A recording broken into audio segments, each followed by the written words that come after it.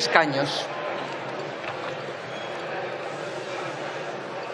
Antes de proceder a las votaciones, se ha hecho llegar a la mesa, con acuerdo de los grupos, una declaración institucional que procede la secretaria primera a su lectura. Adelante, secretaria. Gracias, presidenta. Señorías, hoy la familia marinera, el mundo de la mar en Galicia, viste nuevamente de luto por un doble drama a las puertas de la Navidad. En las últimas 24 horas, 2 desgraciados accidentes se han cobrado la vida de 4 marineros y otro más que se encuentra desaparecido en las aguas del Atlántico al sur de Fisterra.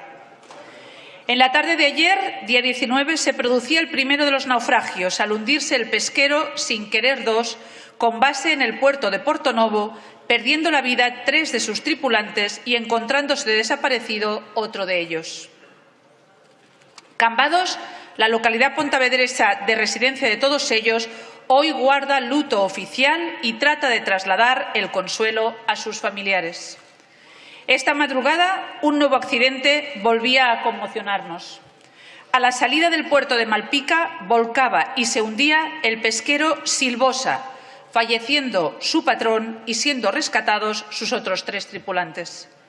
El Congreso de los Diputados quiere reconocer el trabajo duro y sacrificado que día a día realizan las mujeres y hombres en la mar, al tiempo que desea trasladar a los familiares de los marineros fallecidos, las cofradías de pescadores a las que pertenecían y a los ayuntamientos de Cambados y Malpica su pesar por las tristes pérdidas de vidas humanas, y a la familia del marinero desaparecido el deseo de encontrarlo lo antes posible. Descansen en paz. Gracias, señorías.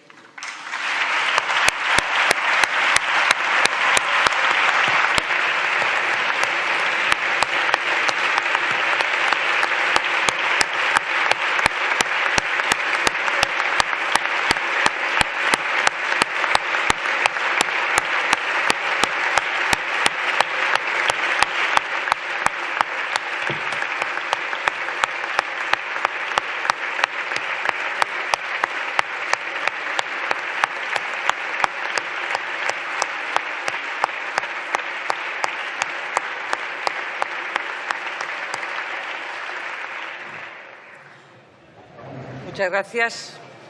Comenzamos las votaciones. Les rogaría, señorías,